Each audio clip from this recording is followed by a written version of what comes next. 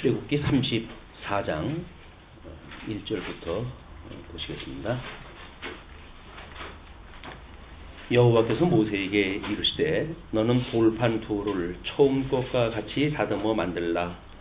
내가 깨뜨린 처음 판에 있던 말을 내가 그 판에 쓰리니 아침까지 준비하고 아침에 시내산에 올라와 산 꼭대기에서 내게 보이되 아무도 너와 함께 오르지 말며 온 산에 아무도 나타나지 못하게 하고 양과 소도 산 앞에서 먹지 못하게 하라. 모세가 돌판 둘을 처음 것과 같이 깎아 만들고 아침에 일찍이 일어나 그 두 돌판을 손에 들고 여호와의 명령대로 시내산에 올라가니. 지난 시간에도 우리가 그 첫째 돌판과 둘째 그 돌판과의 관계에 대해서 확인을 해봤습니다. 오늘 그 34장서부터 시작되어지는 것이 새 증거판으로 언약을 세우시는 내용이 이제 시작됩니다. 그래서 34장이 새 증거판을 세우시는 내용이 소개가 되어지고 1절로 26절까지 일단 모세의 소명과 언약이 소개가 되어지거든요. 새 증거판으로 언약을 세우시는 문제가 레위기 27장까지 연결되어집니다. 그래서 우리 모세 오경은 뭐 이렇게 지금 우리들이 보는 것처럼 창세기, 출애굽기, 레위기, 민수기, 신명기 구분이 되어져 있던 것이 아니라 한 권의 책으로 되어져 있던 거라고 우리가 확인했다 했죠. 한 권으로 되어져 있던 거기 때문에 뭐 우리는 나름대로 그걸 어떻게 볼 것이냐라고 하는 문제가 이제 우리 구약 성경에 대한 나름대로의 논리적인 설명 방식이 이제 그런 특징을 가지고 있는 거죠. 어떻게 보게 되면 창세기에 대한 내용이 이번에 로고스반에서 창세기를 보게 되면 세상을 만들었던 그 이야기는 몇 장에 지나지 않는데 왜 모세 오경 중에 창세기를 창세기라고 이름을 지었는가라고 질문을 하더라고요. 우리가 7일간의 어떤 창조의 문제를 첫째 날부터 셋째 날까지 천상계를 지으시고 넷째 날부터 여섯째 날까지 천하계를 지으시죠. 그리고 이제 7일째 되는 날 하나님은 안식을 하시고 그리고 6일날 언약 받았던 그 백성을 이 안식 에덴 동산에다 이제 이끌어 들이시는 거예요. 근데 에덴에서 성각을 알게 하는 가일나무 열매를 여기서 양대 언약을 하시잖아요. 여섯째 날 양대 언약을 하시고 에덴 동산에서 선악을 알게 하는 가일나무 열매를 따먹지 마라. 따먹으면 죽는다라고는 행위 언약을 인해서 불순종이 되어지죠. 불순종이 되어지고 그래서 에덴에서 추방이 되어지는 겁니다. 에덴 동산은 추방이 되어진다. 그러나 행위 언약만 주신 것이 아니라 이 은혜 언약을 주셨기 때문에 이 은혜 언약을 불순종 가운데 에덴 동산에서 추방되어진 모든 사람들에게 다 이제 이 세상에서 사망 권세 아래서 죽어가게 하신 것이 아니라 둘째 아담이신 예수 그리스도를 통해 가지고 창세전의 그리스도 안에서 선택하기로 예정되어진 사람들, 선택하기로 예정되어진 사람들을 예수님이 불러내시고 대속을 갖다 하게 하셔가지고 결국은 이 은혜 언약을 입게 하시는 겁니다. 예수 그리스도로 말하며 은혜 언약을 입고 모든 행위 언약에 대한 대속을 우리 예수님이 하신다. 그래서 이런 대속에 대한 것을 하시게 되어지고 그리고 예수 그리스도께서 하나님의 그런 그 의로 구원을 다 하게 하신다. 이것이 로마서에서 보게 되면 행위 언약을 인해 가지고 주어졌던 율법에 대한 문제예요. 이 율법을 통해 가지고 하나님의 의로 제시가 되어졌어요. 근데 이 의를 사람들이 다 이제 불순종을 다 하고 율법을 이룰 수가 없기 때문에 둘째 아담이신 하나님께서 또 다른 의로 해가지고 이 땅에 오셔가지고 우리들에게 이제 복음으로 예수 그리스도를 믿는 믿음으로 성도로 하여금 살아가게 하신다. 이것이 우리 로마서에서 이제 제시되어진 이야기들입니다. 복음에는 하나님의 의가 나타나서 믿음으로 믿음에 이르게 되어진다. 성도가 이걸 믿는 믿음으로 살아가게 되어지는 거란 말이에요. 그런데 이 양대 언약을 이제 모형적인 언약입니다. 이제 이런 거에서 이 모형적인 언약으로 봤을 때 오늘 34장에서 양대 언약으로 주셨던 것이 첫 번째 증거판으로 이제 주신 거지요. 이 첫째 번째 증거판으로 주셨는데 이거를 지금 이 금송아지 아론을 중심으로 해가지고 금송아지를 섬기고 하는 바람에 이걸 깨트려 버리시잖아요. 이걸 깨트려 버리는 것이 양대 언약에 대한 불순종으로 해가지고의 추방 문제다. 그래서 둘째 증거판으로 해가지고 이제 새로운 하나님께서 규례를 주셨다. 그래서 레위기 27장까지 소개가 되어지는 것이 전부 규례로 되어졌어요. 규례로.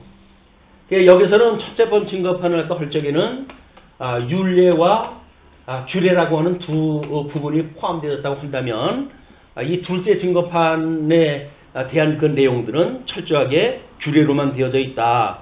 그 규례로 되어져 있던 내용이 이제 그 34장에는 새 증거판으로 이걸 세우시는 내용이 소개가 되어져 있고 그 다음에 35장서부터 40장까지예요. 40장까지가 이게 증거 우리 하나님께서 주셨던 그런 그 율법을 이루시는 그걸 성막에 관한 규례로 되어 있어요. 성막 규례를 통해 가지고 이 규례를 이제 이루신다고 하는 내용으로 소개가 되어져 있고 41장서부터 41장이 없네요. 레위기 1장입니다. 이게 레위기 1장. 레위기 1장서부터 그 다음에 6장 7절까지가 성막규례와 이것이 제사규례로 되어져 있어요. 제사규례. 그 다음에 이제 6장 8절서부터 제사장에 대한 규례가 10장까지입니다. 10장까지가 제사장 규례로 되어져 있어요. 그리고 11장서부터 레위기예요. 이거는 11장서부터 27장까지 레위기 전체 내용입니다. 여기까지가 예, 그 견인에 대한 교리로 되어 성화에 관한 규례.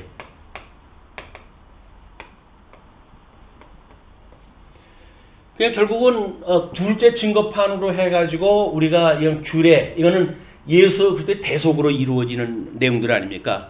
그래서 제사의 3대 요소인 성막, 제사, 제사장이라고 하는 3대 요소와 이것으로 온전케 되어지는 이제 예수 그리스도의 의로 이루어졌다고 한다면 아마 천상 사역에서 이루시는 것이 성화규례죠. 성령을 보내주셔가지고 어떻게 주님 오신 날까지 주님의 몸된 교회 성도들을 견인하시는가에 대한 문제를 성화시켜가지고. 근데 보통 우리가 이해하는 거는 요 제사의 3대 요소만 생각을 해가지고 예수님이 다 이루셨다라고 이야기했다 한단 말이에요. 근데 이것이 예수 그리스도의 지상 사역이라고 한다면 예수 그리스도의 천상 사역이야말로 우리 주님께서 성천하다 하시고 성령을 보내주셔가지고 사람으로 하여금 거듭나고 중생케 하셔가지고 이 중생케 되어진 백성들로 하여금 성화를 이루어서 예수 그리스도 오실 때까지 견인하신다고 하는 걸 모형적으로 지금 설명되어지고 있는 거거든요. 그렇기 때문에 어떤 예수님만 믿으면 구원받아요 라고 하는 협의적인 문제가 아니라 이건 적어도 성천하셨던 예수 그리스도의 천상사역까지 통해 가지고 예수 그리스도 우리 신약 성경에 복음서를 통해 가지고 이것이 이제 언약이 되어졌다고 한다면, 복음서를 통해서 언약되어졌다고 한다면 이거를 모든 서신서를 통해 가지고 성취되어지는 이런 내용으로 해가지고 이제 이것이 다 이루어집니다. 물론 이 규례에 대한 문제에 반환하는 것이에요. 이렇게 되어지기 때문에 비록 우리가 이제 구약 성경에 둘째 증거판에 대한 이야기를 하고 있지만 둘째 증거판에 대한 이야기는 첫째 아담에게 주어졌던 그 언약을 이제 인간이 이룰 수 없는 일이기 때문에 우리 둘째 아담이신 예수 그리스도를 통해 가지고 이걸 이루신다고 하는 내용이에요. 예, 이런 모형적으로 이런 섭리의 어떤 그 구조가 있기 때문에 우리는 레위기까지 공부를 철저하게 이런 관점으로 규례라고 하는 걸 중심으로 해서 이제 공부를 하다 보게 되면 아마 우리는 끊임없이 우리를 위해서 돌아가셨던 예수 그리스도를 만나게 되어질 겁니다. 그래서 예수 그리스도를 만나야 우리가 이제 심령의 평안을 얻게 되어지죠. 또 예수님을 만나야 우리는 여기서 소망을 갖게 되어지고 또 더욱 굳은 믿음을 갖게 되어지는 겁니다.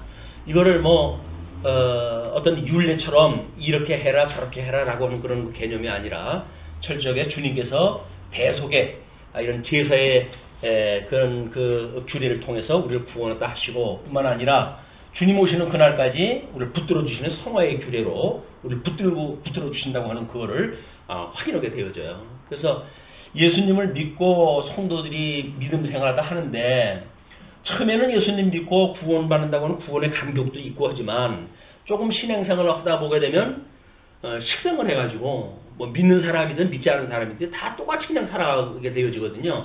이것이 어떤 우리가 예수 그리스도의 그 의를 믿음으로 보는 것이 아니라 복음서를 통해서 계시되어진 예수님의 사역 정도만 우리가 이해를 하는 거예요. 그분의 천상 사역을 이해하지 못하기 때문에 지금도 대세가 돼가지고 하나님 보좌의 우편에 앉아 계신 분. 그래서 우리 사도들이 하나님과 궁창을 여시고 하늘문을 여시고 하나님 보좌 우편에 계신 주님만 보여주게 되면 스데반 집사 같은 경우는 돌에 맞아 죽으면서도 그 돌로 자기를 치는 자들을 죄를 용서하다 빌잖아요. 그만한 그런 그 역사가 일어난다는 겁니다, 이게.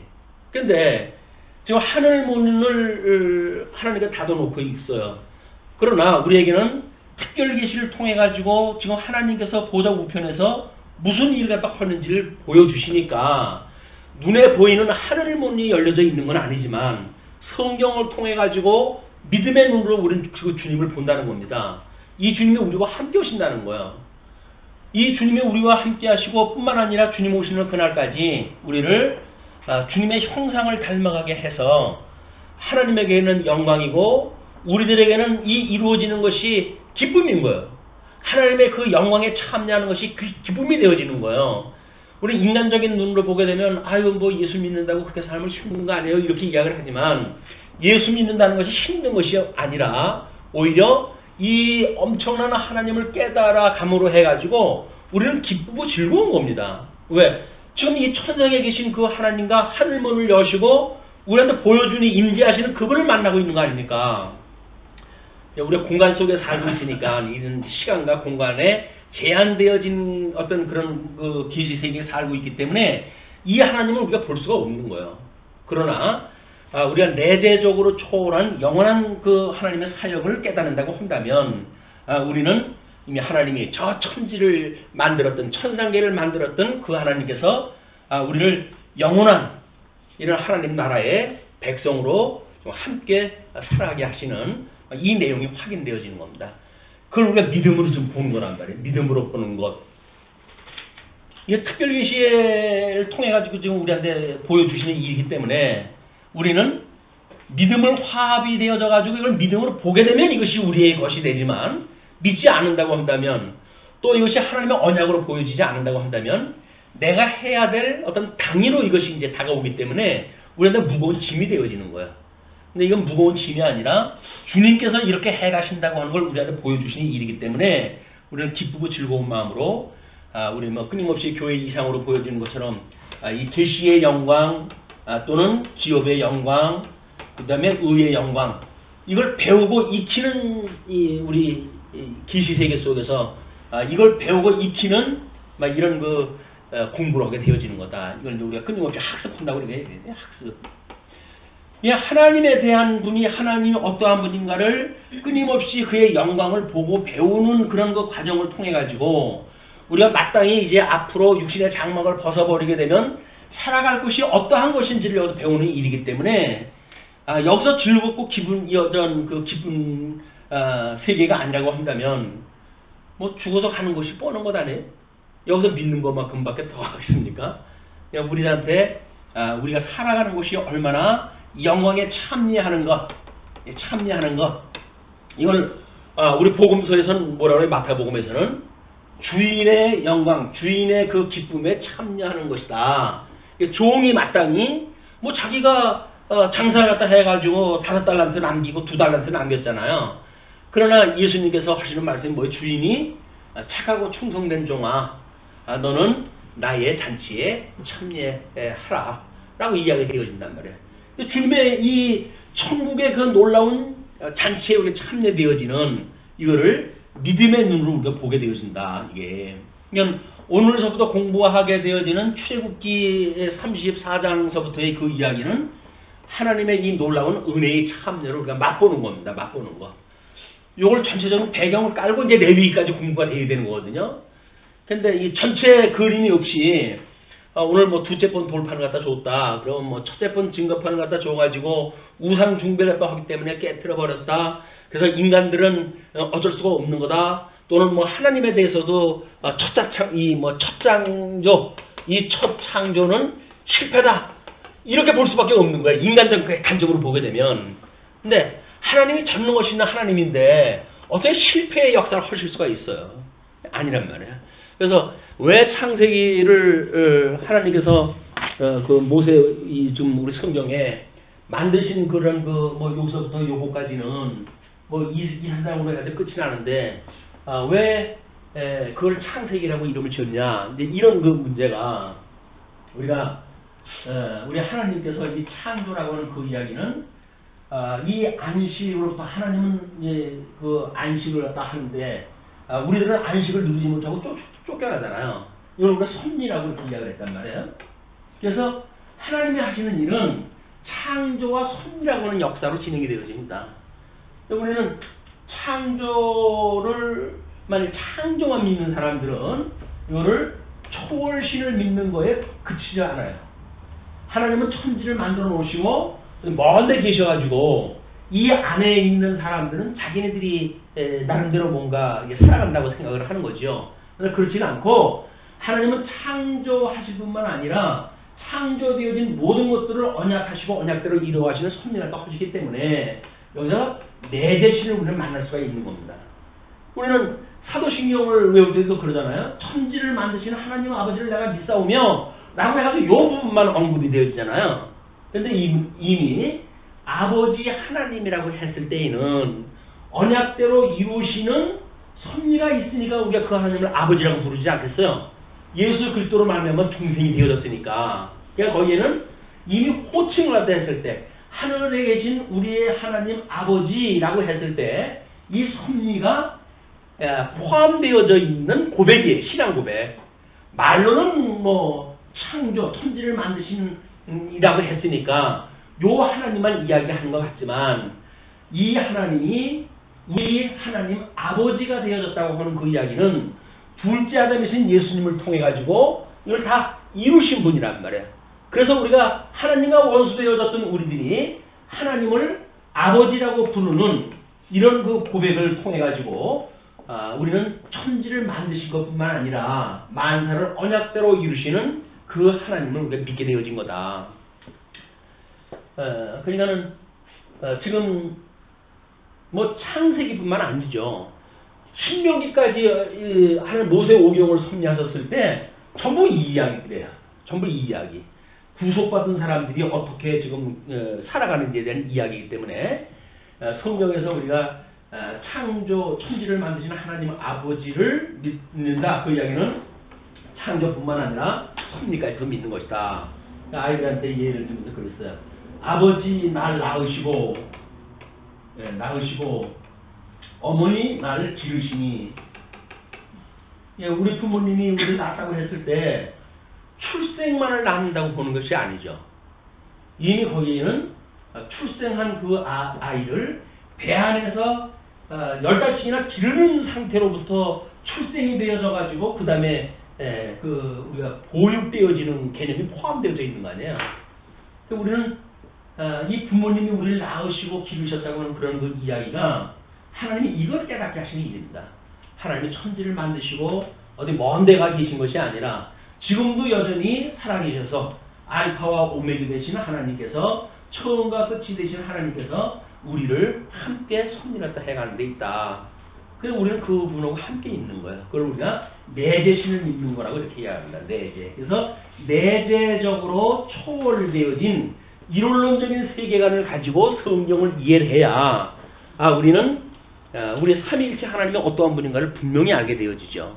그렇지 않다고 한다면 초월신처럼 뭐 해가지고 언약대로 이룬다고 하는 그 개념도 내재되어져 있는 그런 하나님의 속성보다는 만사를 언약대로 이루시는 분이야 라고는 초월적으로의 생각을 가지고 성경을 풀어나기 쉬운 거예요.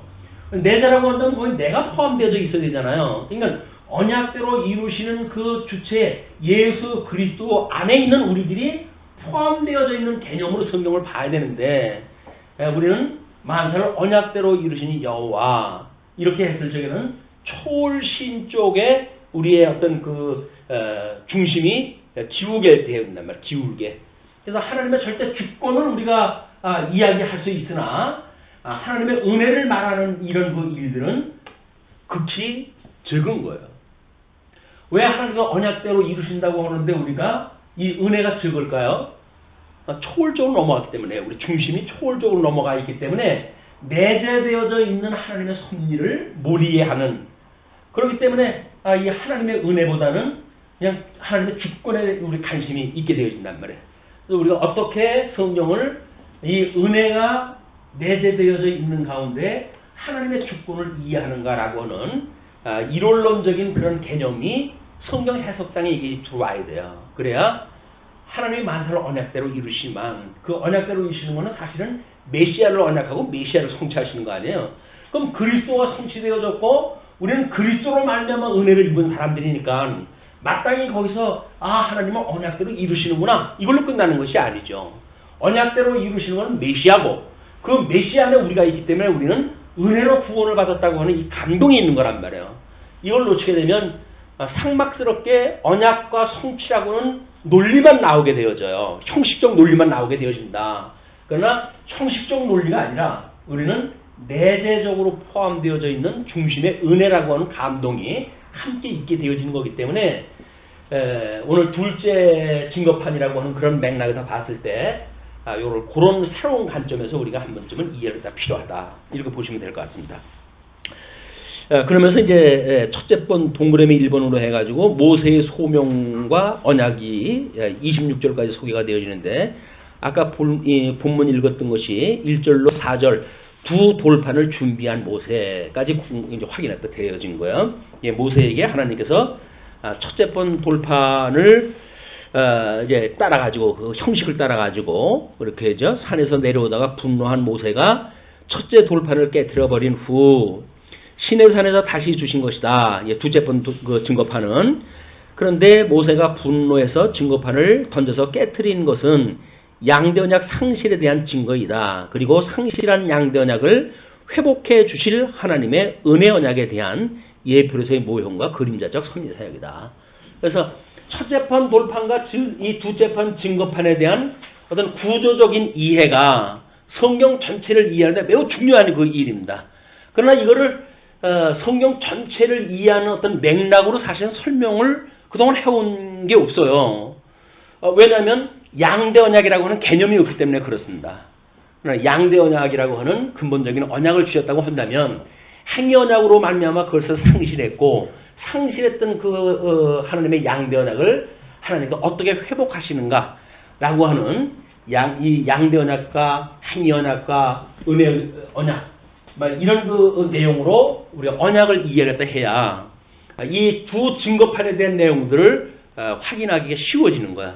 이런 구조로 보게 되면 그냥 그렇게 보여요. 뭐 다른 설명이 없이 그냥 읽어나가면 이렇게 보이는 겁니다. 근데 왜 이거를 그동안은 그럼 그렇게 강조를 안 했느냐라고 하는 그런 그 이야기는 이 어떤 근본적인 언약이 상실이 되어야 되는데 이거를 만약에 무조건 언약으로 본다고 하면 무조건 언약으로 말미암아 이게 만약에 조건이 없는 언약이다 이렇게 이해가 했어요. 그러면 행위 언약으로 조건이 걸려가지고 이거를 우리가 상실했단 말이에요. 이걸 상실했다고 한다면 뭐예요? 아니 우리 이제 모세 우리 그 이스라엘 그 백성들 또는 로마서의 그런 그 논리를 따르게 되면 모세보다 500년이나 앞선 언약이 모세 언약으로 해야지 무너질 수 있느냐? 라고 하는 논리를 그걸 보게 되잖아요. 그러니까 이 양대 언약은 그냥 이루어져야 되는 언약이에요. 한 여자가 상관없이 이루어져야 되는 언약이란 말이에요. 이 논리가 우리들한테 어떤 무조건적 그냥 하나님의 절대 주권에 대한 이거에 중심을 놓게 한 이런 오해라고 보여집니다. 그러나 이 조건으로 인해 가지고 상실이 되어졌다고 하는 것이 인정되어져야, 그렇게 해야 우리는 이 조건이 아니라 다시 은혜 언약으로 인해 가지고 상실되어졌던 것이 회복되어진다고 하는 이 회복의 은혜를 우리가 맛보게 되어지는 거야. 이걸 우리가 구속사라고 이야기를 하는 겁니다. 사람들은 이 무조건 언약까지는 안 보고 이제 첫 번째 아담에게 주어졌던 그런 거를 하나님이 선악을 알게 하면 가인나무 열매를 따먹으면 죽는다 라고 하는 걸 먼저 주었고, 다음에 가지고 사건이라든가 우리 원시복음이라고 이야기하는 창세기 3장 15절 말씀을 은혜 언약으로 봤을 때 첫 번째 언약이 행위 언약이 되어진 거야. 두 번째 언약이 그 다음에 은혜 언약이 되어진 거야. 그렇게 되어지니까 첫 창조는 7배가 되어졌고, 이 둘째의 그 언약으로 해가지고 우리가 구속의 은혜를 입는 것이다. 요걸 이제 구속사적인 논리란 말이에요. 이게 구속사적인 논리예요. 이 구속사적인 논리 때문에, 그렇다고 한다면 500년이나 앞섰던 어떤 이런 이 조건이 로마서의 그 조건하고 어긋나는 게 아니냐. 그러므로 뭔가 무조건 언약이라고 하는 아브라함에게 주어졌던 언약이 앞서가야 되는 것이 아니냐, 이런 게 논리가 나온 거야. 그것이 소위 언약사라고 하는 개념으로 봤을 때 이거를 무조건 언약으로 이해했다 한 그런 그 개념이에요. 근데 이거를 다 우리가 묶어가지고 양대 언약이라고 하는 개념으로 놓고, 근본 언약으로 놓고, 행위 언약을 상실의 개념으로 놓고, 은혜 언약을 회복이라고 하는 개념으로 놓았을 때 이 두 가지 문제가 다 해결이 되어지는 겁니다. 이것이 하나님의 의와 나라라고 하는 그런 것을 통섭되어진단 말이에요. 그 개념이.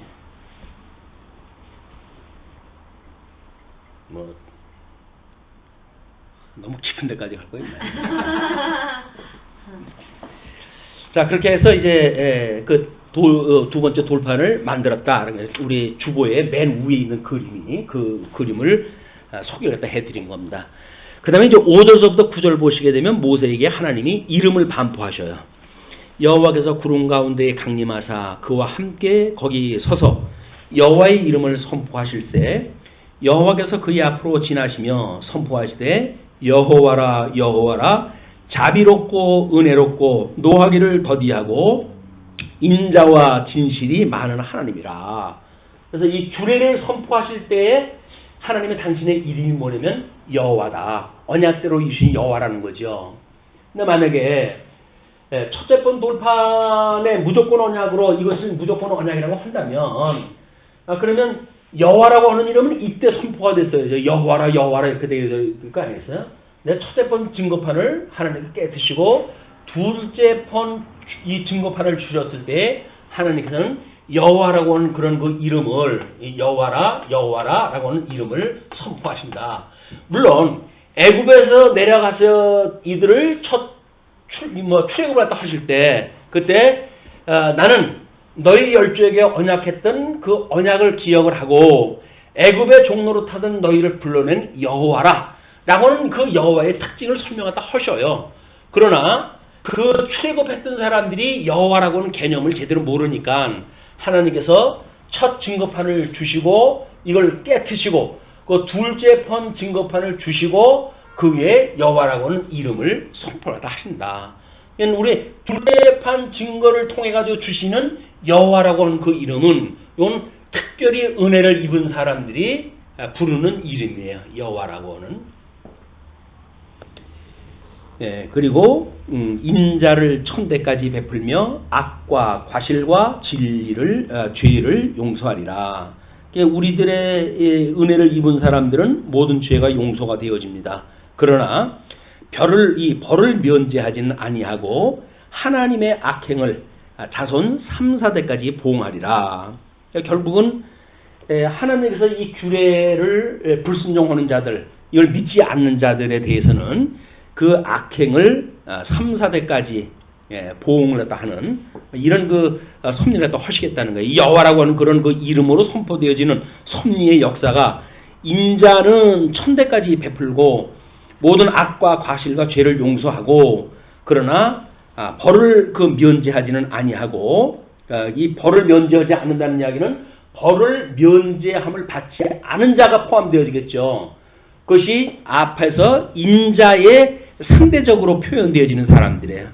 이제 하나님의 그 악행을 자손 3, 4대까지 봉하리라.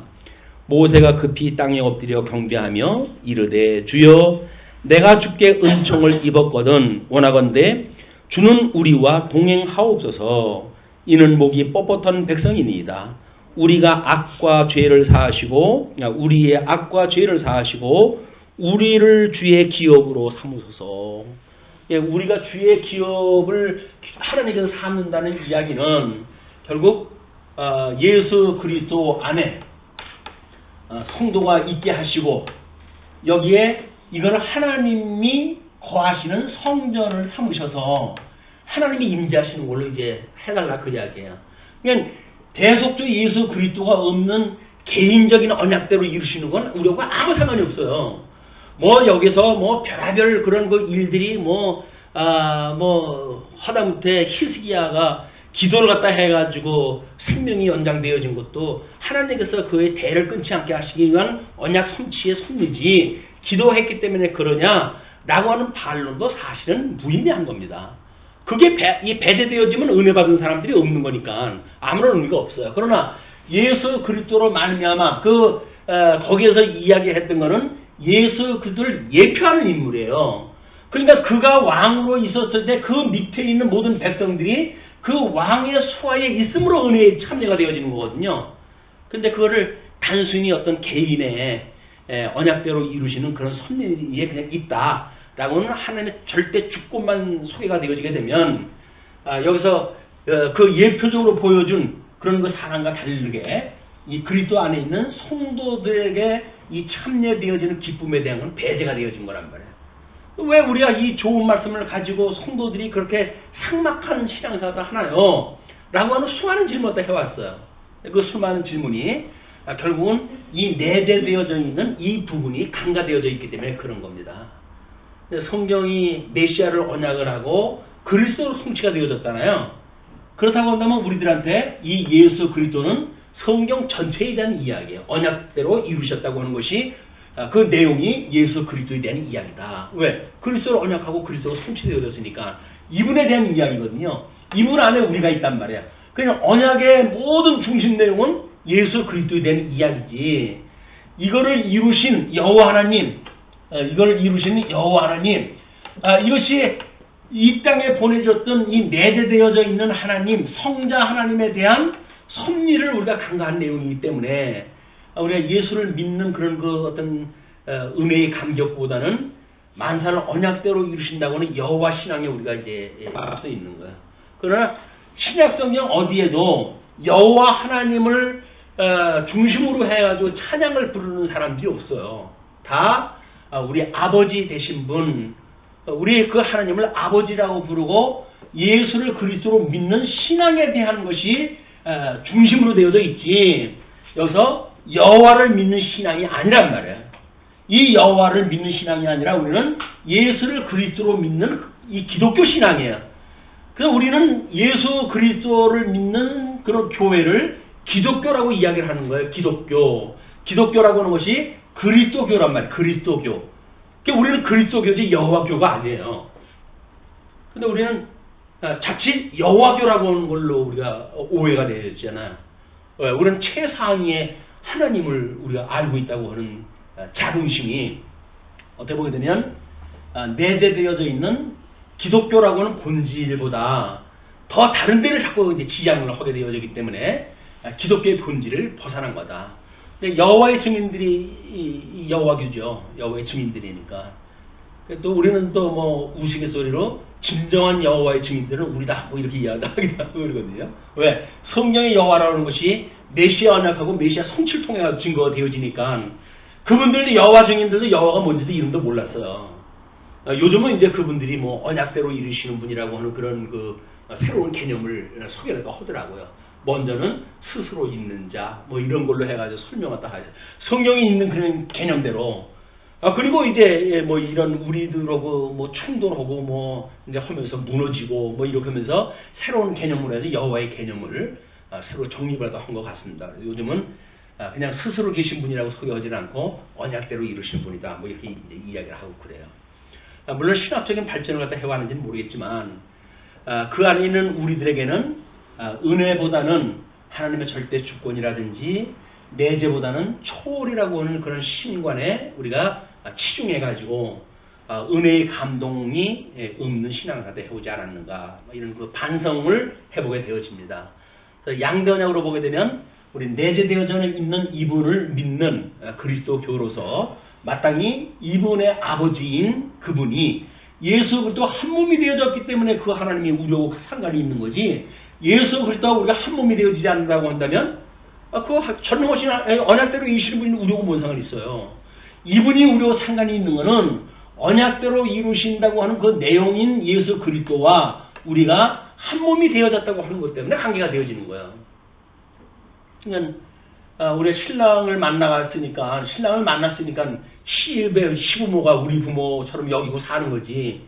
신랑이 뭐 상관없는 그런 그 시부모를 뭐 좋다고 우리가 뭐 그렇게 하겠어요. 여전히 시부모는 신랑 되시는 사람하고 함께 있을 때에 우리한테 존재의 의미가 있는 거다. 10절서부터 17절까지 하나님의 약속과 우상 숭배 금지를 갖다 합니다. 여호와께서 이르시되 보라 내가 언약을 세우나니 곧 내가 아직 온 땅 아무 국민에게도 행하지 아니한 이적을 너희 전체 백성 앞에 행할 것이라.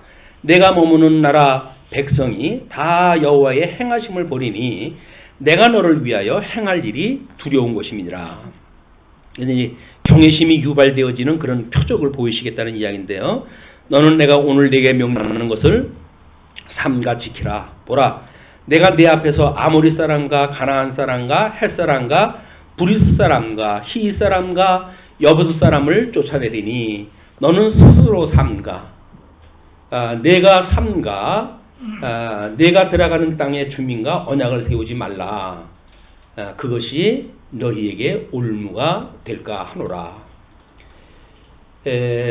하나님께 주시는 표적이 바로 뭐냐면 이런 그 새 증거판을 가지고 이제 주시는 것이 가나안 땅에 들어가게 됐을 때 그 이야기 우리 주님의 몸된 교회를 이제 이루게 되어지는 그런 그 교회를 이루고 그렇게 했을 때 우리 예수 주는 그리스도시고 우리 베드로가 고백했다 하는 것처럼 주는 그리스도시고 살아계신 하나님의 아들이십니다 라는 신앙 고백 후에 주님께서 우리의 몸된 교회를 세우신다고 했어요.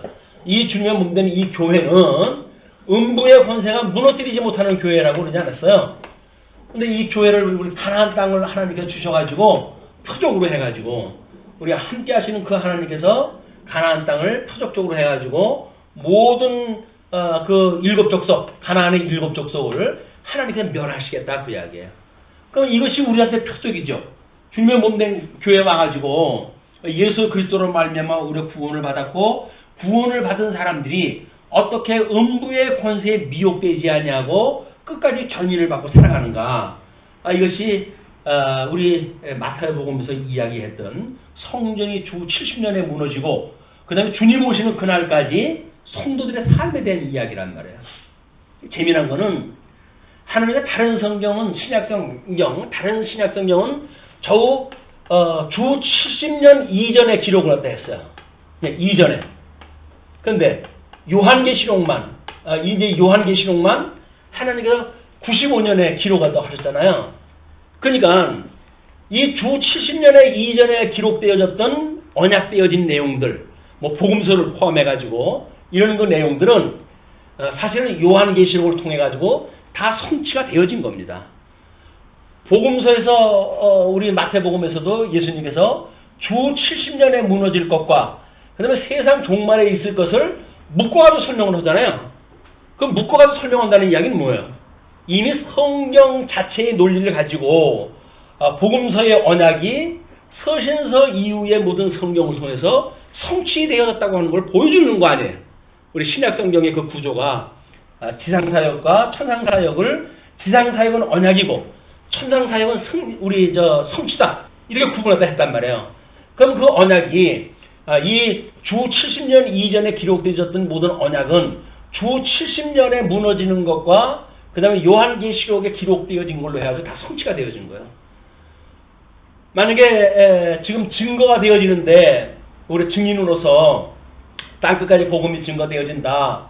그럼 대한민국까지 복음이 증거되어진 것이 사도행전 연결선상에서 이루어진 거로 우리는 믿어요.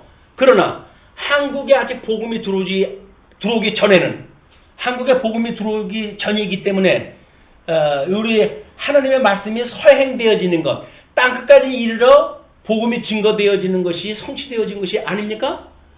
대한민국에 복음이 들어와야만 그것이 성취되어진 건가요? 그게 우리 입장으로 보는 거란 말이에요.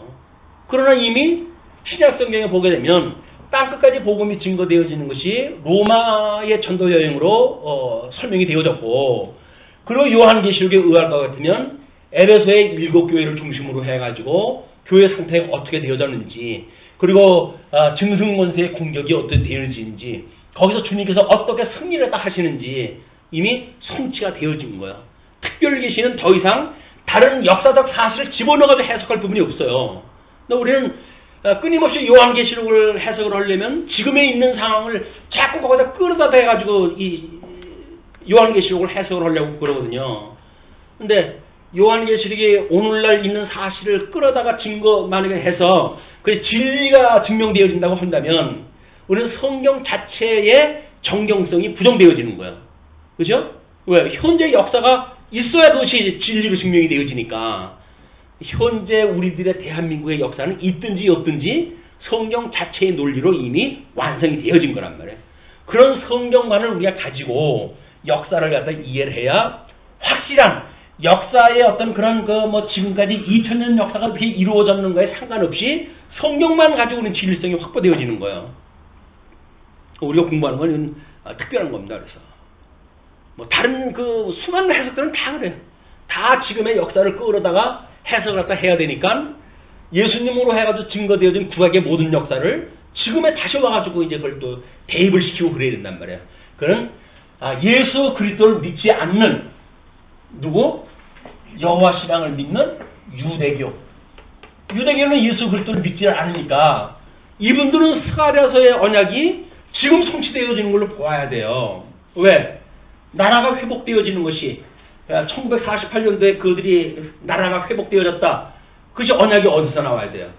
구약성경에서 끌어와야 될 거 아니에요. 그 다음에 신약성경이 오는 사람들이니까 그렇게 보는 성경을 유대교가 보는 것처럼 우리 이 예수 그리스도를 보는 기독교도 성경을 그렇게 보면 안 된단 말이에요. 유대교가 보는 방법, 우리 기독교가 보는 그 방법은 예수 그리스도를 통해서 성취되어진 이미 신구약 성경 기록되어진 걸로 해가지고 진리성이 확보가 되어져야 되는 거예요.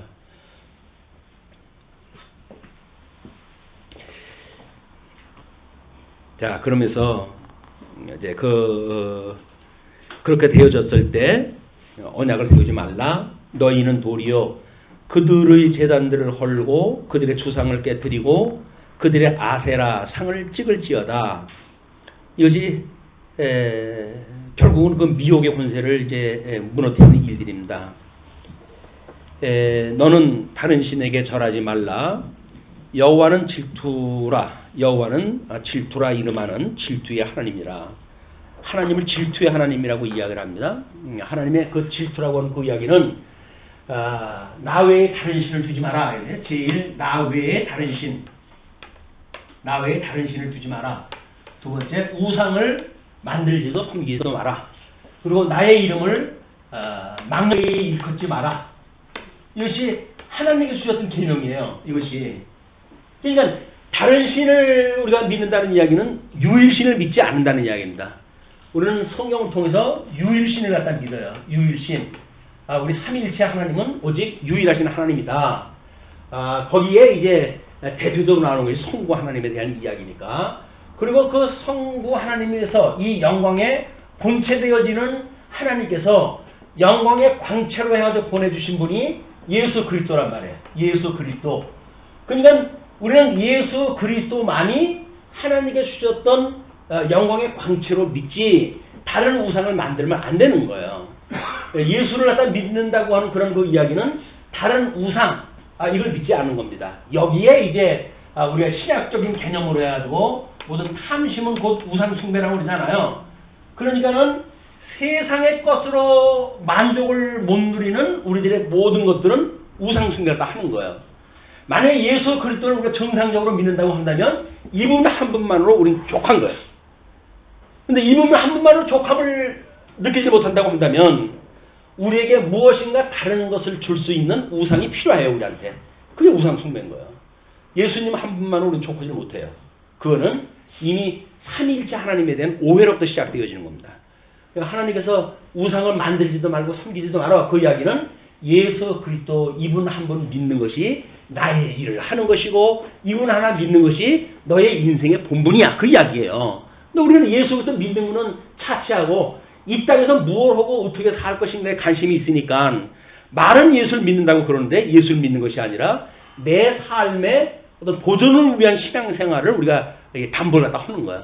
신앙생활을 이렇게 하는 것이 이익일까 저렇게 하는 것이 이익일까 라고 하는데 그거는 이 하나님의 말씀에 순종하는 게 아닙니다. 잘못되어진 신앙생활이다. 그 하나님에 대한 거는 우리 성령 하나님께서 이제 통해서만 우리 예수 그리스도를 믿고 믿음을 가지고 그를 보내신 하나님이 여호와라고 하는 걸 믿게 되어지기 때문에 철저히 우리는 인식의 주관자 되시는 예수 그리스도를 성령 하나님을 믿는 이런 감동에 의해서 이런 하나님 앞에 우리가 순복하게 되어진다. 삼위일체 하나님에 대한 그 개념이 과거에 뭐 초대교회 때부터 이 삼위일체 하나님에 대한 강조가 되어 왔던 거거든요. 근데 이 설명이 보통 어려운 게 아니에요. 어떻게 하나가 셋이고 셋이 하나냐, 뭐 이런 그 수학적 그 생각, 수학도 아니에요. 산술적 생각이지. 수학으로도 아마 그것이 설명이 가능할 거예요. 삼위일체라고 하는 개념이. 그게 설명이 안 되니까 어떻게 하나가 셋이고 셋이 하나냐라고 하는 산술적 생각을 가지고 보니까 삼위일체 하나님의 오해가 있게 되어진 겁니다. 그럼 우리 이제 양변약으로 보여지니까 이걸로 하나님의 삼위일체적인 하나님의 섭리가 보여지고 그래서 구약에 그 메시아를 언약하셨던 하나님께서 그리스도를 성취하시고 그 그리스도께서는 또 언약을 허심으로 해가지고 성령을 통해가지고 당신이 천상에서 하시는 걸 증거하시잖아요. 그러니까 우리가 사도신경의 신학을 고백을 할 때로부터 천지를 만드신 아버지 하나님을 믿고 그의 독생자 예수 그리스도를 믿고 그리고 성령을 믿사오니 라고 해서 삼위일체 하나님의 신앙 고백이 있는 겁니다. 그것이 뭐 요즘 같은 세상에 뭐 삼위일체 하나님 그 사도신경을 믿냐 사도 때부터 있었던 것도 아닌데 라고 하는 걸 시비 거는 거는 성경 전체의 개념을 모르기 때문에 그래요. 놀랍죠? 어떻게 이 사람들은 우리 삼위일체 하나님에 대한 개념이 잘 뭔지도 모르고 그리고 뭐 주기도에 대한 중요성이 뭔지도 모르고 또는 뭐 우리 십계명에 대한 개념이 뭔지도 모르고 그러면서 성경 맨 그 표지 쪽에다가 붙박이로 해가지고 세 개를 갖다 이걸 주었을까? 이것이 하나님의 은혜로 깨닫게 하시는 일이에요. 은혜로 이걸 연역적으로 깨달아가지고 이런 걸 아주 기독교 기본 신앙의 중요한 덕목으로 세 가지를 놓은 거예요. 그걸 우리가 신망회라고 하는 개념으로 보았잖아요. 신망회. 아침에 그 신망회의 개념은 뭐가 신망의 개념으로? 예수 그리스도 제사의 세 가지의 그 제사의 요소를 인해 가지고 신망회가 이루어지고 그 신망회의 조건은 여전히 예수 그리스도 안에서 우리를 향하신 하나님의 선한 뜻이 무엇인가? 하나님 앞에 범사에 감사하고 항상 기뻐하고 쉬지 않고 기도하는 우리 삶의 문제까지 하나의 전부 논리로 설명되어진 거예요.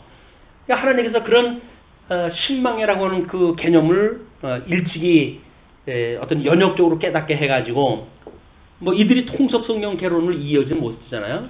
성경을 하나의 논리로 알지도 못했잖아요. 그럼에도 불구하고 찬송가를 펴든지 또는 성경책을 펴든지 그 세 가지 부분을 붙박이로 써놨다. 그동안은 그것이 개념이 우리가 모르는지 모르니까 뭐 쓸데없이 이게 왜 있어? 라고 해가지고 용기 있는 사람 용기인지 아니면 그런 걸 용기라고 하는 게 아니죠. 그걸 없애버리기도 하고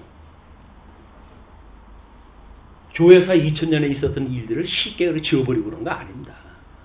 알면 뭐 얼마나 안다고 믿음의 선배들이 지켜왔던 걸 갖다가 한숨에 없애버리니까 그럴 수 없는 거예요.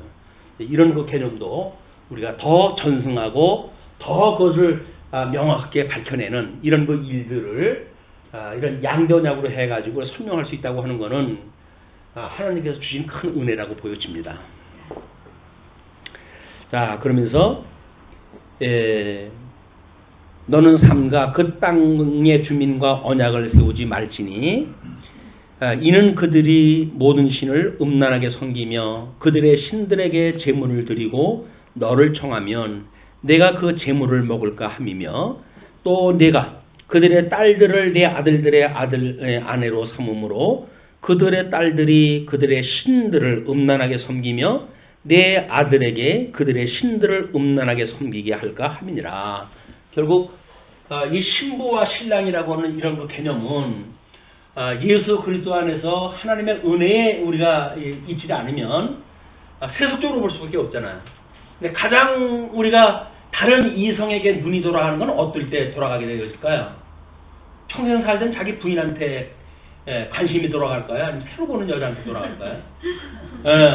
이 남자라고 하는 동물은 어쩔 수 없이 새로운 거에 자꾸 관심을 가져요. 그리고 이색적으로 생긴 여자들한테 더 관심을 갖습니다.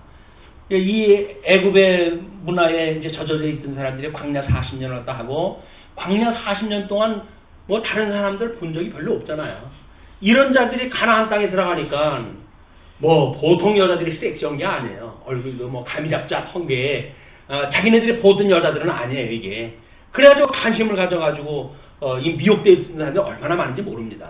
우리가 이 예수 그리스도 이분 한 분만으로 조금은 알고 살아간다고 그러는데 예수님 이에 다른 이야기 하는 것들이 이 성경 이제 그 설교자들한테 나오기도 하고 그래요. 그래서 우리가 얼마나 혹하는지 몰라요. 예수 그리스도가 아니라 무슨 다른 거 가지고도 충분히 성경을 이해할 만하고 그걸 인문학적인 이거 설명을 또 해가지고 이 인생의 어떤 그런 살아가는 삶에 대한 걸 쓰면서 풀게 되면 놀라운 그런 그 내용이 있는 것 같잖아요. 근데 사실은 성경에서 인간 이렇게 살아라 저렇게 살아라는 개념이 아니다. 철저하게 우리 예수님에 대한 이야기다. 예수님을 성경에서 우리가 만나야지 인생 사는 방법, 성경을 통해 가지고 우리가 출세하는 방법 이런 건 이건 전부 거짓말이에요. 그렇게 한다고 그렇게 될 수가 없다니까요. 하나님의 절대적인 그 주권이라고 하는 개념으로 보게 되면 똑같은 행위를 갖다 했는데 어떤 사람은 착하다고 칭찬을 받고 어떤 사람은 저주를 갖다 받아요. 본질이 뭔지 모르니까요. 왜 아담에게 주셨던 그런 그 복을 상실했던 두 아들이 가인은 똑같은 제사를 드렸는데 저주를 받고 아벨은 왜 하나님 앞에 칭찬을 받게 되어질까요? 가인이 생각하면 억울하게 짝이 없을 거예요. 아니 똑같이 제사를 드렸는데 이게 뭐냐. 제사라고 하는 형식의 문제를 보게 되면 그런 생각이 드는 거예요. 그리고 양 잡아가지고 피 흘리고 하는 것보다 곡물로 해야지 제사 드리는 게 얼마나 합리적이고 쉽습니까? 이 쉬운 방법을 놔두고 왜 아벨은 쓸데없이 짐승을 잡아 수고를 할까? 막 그런 생각을 했을지도 몰라요. 우리가 예수 그리스도를 믿는다고 하는 그 이야기는 세상의 합리적인 방법을 믿는 게 아니다. 은혜를 얻은 사람들, 은혜 속에 있는 사람들, 그 사람들만이 여기서 믿게 되어지는 철저한 하나님의 은혜다. 만사가 은사예요. 만사가 은사.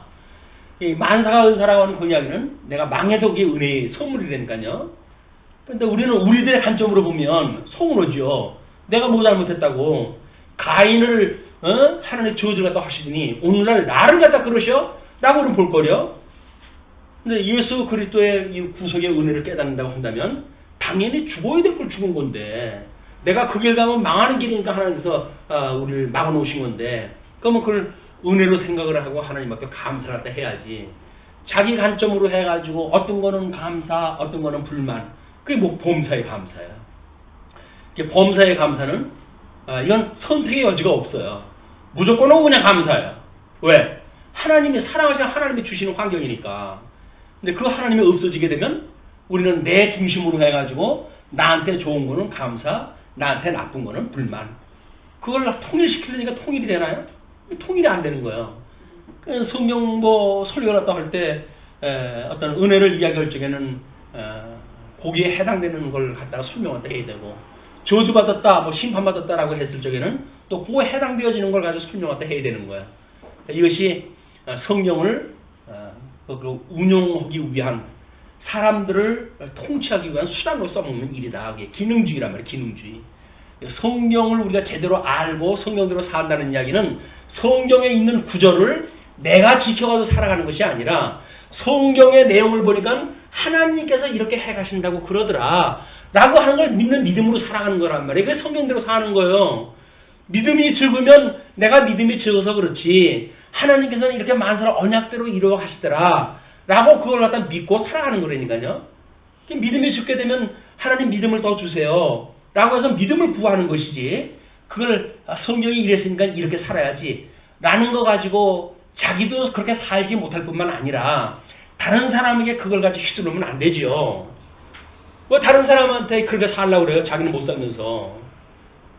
그리고 뭐 자기가 성경을 제일 잘한대. 내 말을 무조건 들어야 된대. 말이 돼요? 성경대로 살지도 않으면서 다른 사람한테 그렇게 하는 걸 예수님이 뭐라 그래요? 소경을 인도하는 길이라고 그러잖아요. 그거는 다 하나님 나라 가려고 하다가 저도 못 따라갈 뿐만 아니라 그 전도받는 사람도 배나 지옥 자식이 만드는 그런 일이다. 예수님께서 일찍이 지적을 했던 일이에요. 성경대로 산다는 이야기는 하나님이 만사를 언약대로 이룬다고 하는 걸 믿고 살아가는 일이에요. 거기에서 은혜로 우리를 부르셔가지고 우리를 참여케 하셨다라고 하는 감동을 가지고 하나님이 만사를 언약대로 이루신 여호와라고 우리가 배우는 거지. 예수부터 띄워내고 하나님 만사를 언약대로 이루시는 분이야 라고 해서 자기가 믿음이 좋은 척하고 세상을 살아가는데, 하나님이 만사를 언약대로 이루신다고 하는 거와 유대인들은 언약대로 이루신 여호와인지 몰라가지고 그렇게 망했나요? 아니라니까요. 예수부터 믿지 않았기 때문에 망한 거예요. 근데 지금도 정신 못 차리고 예수부터 믿는 거를 차치하고 하나님은 언약대로 이루신 여호와라고 하는 것만 내세우고 말한다면 그거는 매우 위험한 발상입니다.